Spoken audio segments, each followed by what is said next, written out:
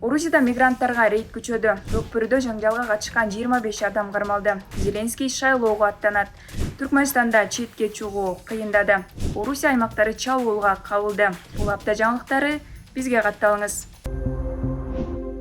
Орусияда кайрадан мигранттар текшерилип, чоң базарларда рейдтер башталды. Красноярский шаарында орус жарандыгын алып, бирок аскердик каттоого турбаган 20га чукул мигрантка чакыруу кагазы тапшырылганын аймактык полиция билдирди.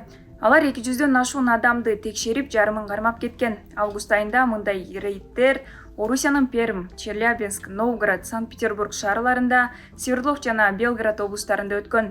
Орусиянын мыйзамдары боюнча орус жарандыгын алган мигранттар 2 аптанын ичинде аскердик каттоого турушу керек. Орус-Украин согушу башталгандан бери Орусия аскерге чакыруу талаптарын катаалдатты. Мисалы, айып пулдардын көлөмүн көбөйтүп, аскерге чакыруу алгандарга өлкөдөн чыгууга тыюу салды. Жапырт текшерүүлөр дагы деле уланууда. Ошто Көкбөрүдө чыккан тополоңго байланыштуу 25 адам милицияда сурак берүүдө. Азырынча милиция кылмыш иши козголдубу, козголбодубу маалымат бере элек. Милиция социалдык тармактарда аймактар аралык кастыкты козуткан билдирүүлөрдү жарыялагандар, тараткандар мыйзамга ылайык жазаланаарын эскертип, чагымчылар аныкталып жатканын жана иш көзөмөлдүү экенин билдирди. Ага чейин улуттук коопсуздук боюнча мамлекеттик комитеттин төрагасы Камчыбек Ташиев видео кайрылуу жасап, аймак болуп бөлүнбөөгө биримдикти сактоого чакырган. Саламаттыкты сактоо министрлиги окуядан кийин 1 адам ооруканага жаткырылып, 6 адам жабыркаганын билдирди. 31 августта Ош облусунда Төлөйкөн ат майданында Көкбөрү боюнча президенттик кубоктун финалында Достук жана ынтымак командаларынын таймашынан кийин жапырт башаламандык болду. Интернетте тараган маалыматтар боюнча Достук командасынын күйөрмандары калыстын чечимине нааразы болуп майданга чуркап чыгып, калысты ур токмокко алышкан.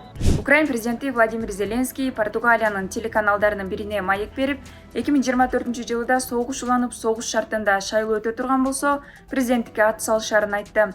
Зеленский өз мамлекетин таштабасын айткан, бирок буга чейин ал 2019-жылы экинчи жолу талапкерлигин койбостугун айтканы бар. Украинанын конституциясы боюнча өлкөдө парламенттик шайлоо ушул жылы күзүндө, ал эми президенттик шайлоо келерки жылы өтмөк.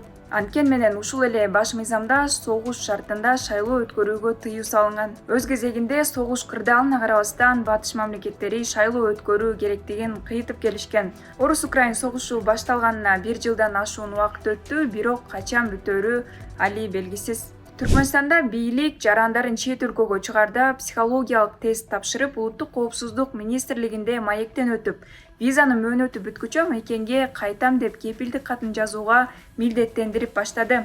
Мындай кошумча талаптар туурасында Азаттыктын түркмөн кызматы жазды.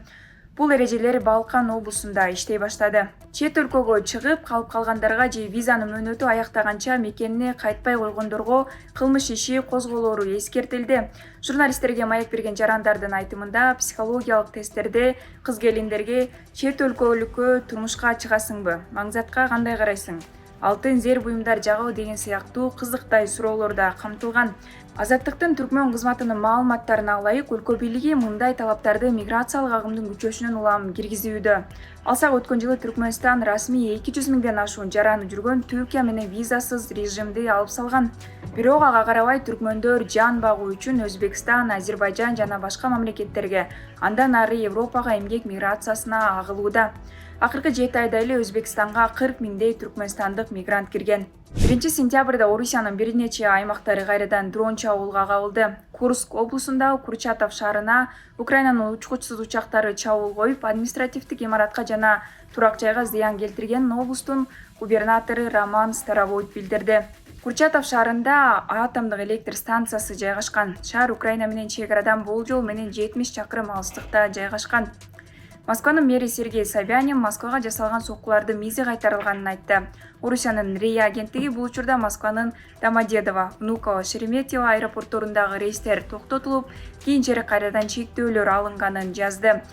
Орус бийлиги соңку 1 суткада жалпысынан 6 аймакта, Брянск облусунда 5 учкучсуз аппарат, Рязань жана Москва облустарында 2ден, Орлов менен Калуга облустарында 1ден дрон атып түшүрүлгөнүн билдирүүдө. Бул соккуларга Орусия Украинаны күнөөлөйт, бирок адатта мындай айыптарга Киев комментарий бербейт. Бүгүн 1 сентябрь. Жайкы эс алуудан кийин окуучулар мектепке кайтып, студенттер борборго шык алды. Билим берүү министрлиги 150 миңдей бала мектеп босогусун жаңыдан аттап 1-класска барганын, алардын 20 миңден ашууну Бишкек шаарында экенин билдирди. Билим күнүнүн шаары менен эмгек сиңирген мугалимдер Орозали Сайдылканов жана көпчүлүктүн сүймөнчүлүгүнө татыган Капыр Мадаминов 3-даражадагы Манас ордени менен сыйланды. Жаңы окуу жылы башталары менен Кыргызстан жана Орусиянын президенттери Садыр Жапаров менен Владимир Путин 1-сентябрда видео байланыш аркылуу Бишкек, Баткен жана Каракол шаарларында 3 орус-кыргыз мектебинин курулушуна старт берди. Президенттин катчысы Эрбол Султанбаевдин айтымында 3 мектепти 2 жылда, жалпы 9 мектепти 2029 бүтүрүү пландалууда. Бул мектепте окугандар орус-кыргыз аттестаттарын алышат, долбоорду Орусия каржылайт. Бул апта жаңылыктары бизге катталыңыз.